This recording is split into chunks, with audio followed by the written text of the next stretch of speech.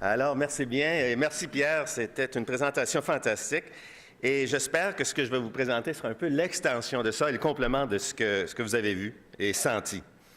Alors, moi aujourd'hui, je vous propose de mettre la génétique et la génomique au centre des célébrations du 150e pour qu'on célèbre nos héros scientifiques de la même façon qu'on va célébrer nos auteurs, nos acteurs, nos artistes, nos sportifs et peut-être même quelques politiciens. Ça pourrait arriver.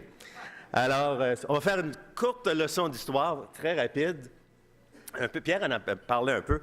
Alors, il y a 60 ans, presque au jour, aujourd'hui, presque au jour, Watson et Crick découvraient la structure de l'ADN, la fameuse hélice, double hélice en spirale qu'on a dans chacune de nos cellules humaines. Et on en a beaucoup de cellules humaines. Alors, ça, c'est un point de départ. Alors, allons en avant.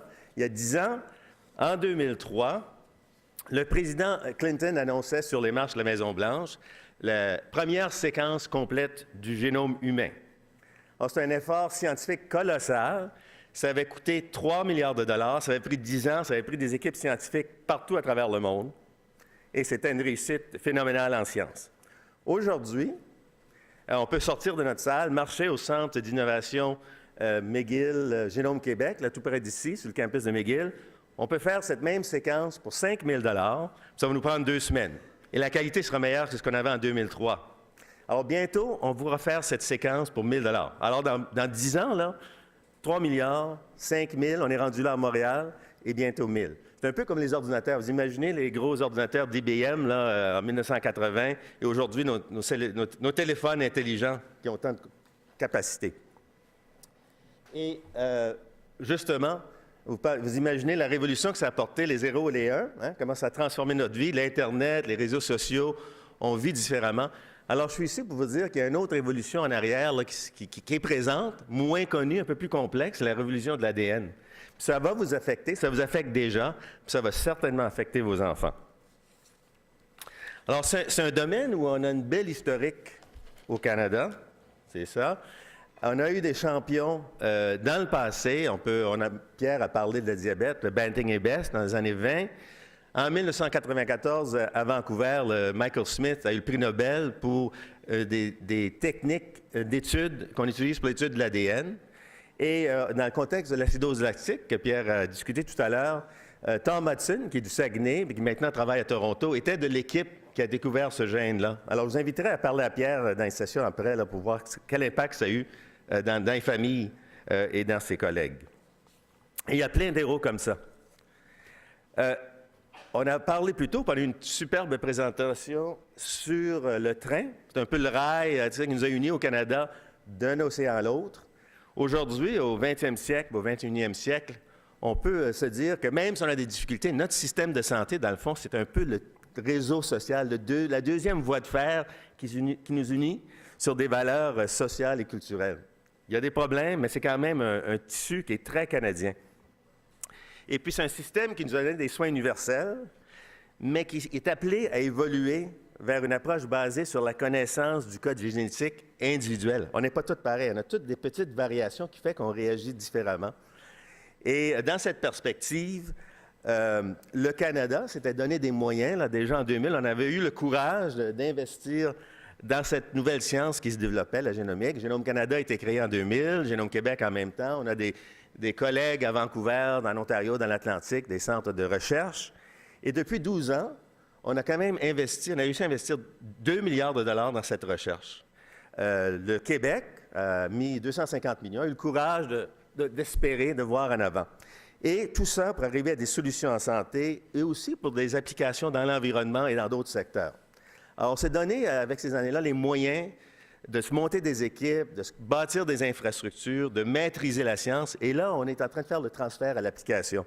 Vous allez voir à la fin, je vais vous montrer une petite vidéo d'application de génomique sur des problématiques concrètes qui, j'espère, vont aller dans le sens de ce que Pierre a décrit, le contrôle des coûts, l'amélioration de la qualité, et puis l'interaction entre la génétique et les saines habitudes de vie, le préventif et le prédictif. Alors, la leçon de science pour aujourd'hui, très rapidement, c'est quoi la différence entre la génétique et la génomique? Alors, ça, c'est l'ADN qu'on a dans chacune de nos cellules. Il y a 22 000 gènes à peu près dans le génome humain. Quand on fait de la génomique, on étudie les 22 000 gènes en même temps, puis toute l'interaction entre ces gènes-là. Quand on fait de la génétique, c'est un ou deux gènes à la fois. Un complète l'autre, c'est, si vous voulez, la séquence de tout ça, ça s'engendre, mais il y a la génétique et la génomique. Alors, ça explique pourquoi c'est compliqué. 22 000 gènes et toutes les interactions et tout l'ADN dans ces gènes-là, ça explique la complexité et la difficulté. Ça nous amène aussi, dans le contexte de la médecine personnalisée, Pierre en a parlé, la médecine prédictive et préventive, je ne vais pas m'élaborer trop, mais au centre de ça, le patient, son ADN individuel, l'importance de tout ça. Mais c'est aussi, si on peut aller à la prochaine diapo, dans le contexte de l'environnement, des solutions biologiques naturelles qui vont nous permettre de trouver des arbres, faire la reforestation avec des arbres qui seront adaptés au changement climatique. Malheureusement, on va avoir à faire face à ça. Ou des nouvelles sources d'énergie, des biocarburants, ou de concevoir des outils qui nous permettront de contrôler et de réduire la pollution dans nos lacs et nos rivières. Alors, pourquoi c'est important? Si on passe, je vais aller vite là, pour pas... Et voilà. Pourquoi c'est important? Bien, c'est que c'est l'histoire du monde vivant, des humains et de tout ce qui nous entoure. Et imaginez qu'en 2017, hein, c'est dans 5 ans, la jeune dame qui est là a un malaise quelconque, se présente au médecin avec son téléphone intelligent. Et dans ce téléphone-là, il y a sa séquence au complet. La première question du médecin, c'est « Je vais consulter ta séquence, puis je vais adapter le traitement en fonction de ce que je peux voir là-dedans. » Alors, c'est un peu... Il y aura une application pour ça. Ça sera peut-être pas prêt en 2017, mais c'est le genre de monde qui s'en vient. Alors, arrivé à la fin, le Canada a une belle histoire scientifique, une série de réussites qu'on devrait célébrer. On a un système de santé, puis je dirais des systèmes d'organisation sociale qui nous permettent d'adopter et d'adapter cette science-là, de l'incorporer dans la modernisation de ce qu'on fait. Et puis, on a des rêves de choses qu'on pourrait faire dans l'avenir. Alors, je suis ici. On a confirmé hier, c'est une nouvelle scientifique, pas encore publiée, que le gène de la créativité est hyper expliqué et hyper manifesté au Québec. C'est unique au Québec. Et alors, puis je suis ici, puis il y a beaucoup de créateurs, j'aimerais demander à la... Nous autres, on n'est pas tellement bons à raconter des histoires. On a besoin du support de la communauté artistique pour raconter cette histoire. Faire un genre de spectacle sur une trame d'ADN hein, en 2017. Alors, aidez-nous. On est là pour vous demander de l'aide. On a une histoire, mais on a besoin d'aide pour la raconter. Une histoire qui ferait le tour du Canada, puis peut-être on pourrait transporter à l'international. Alors, en terminant, je vais vous montrer un petit vidéo qui donne des exemples de génomique pratiques qu'on fait aujourd'hui, des projets scientifiques qui viennent d'être lancés au Québec, qui vont être complétés pour 2017. On l'a fait en l'honneur de la session d'aujourd'hui. Des problématiques très réelles que vous reconnaîtrez sans doute. Ça va prendre 3-4 minutes, ça va aller vite. Et puis, bon visionnement et merci beaucoup.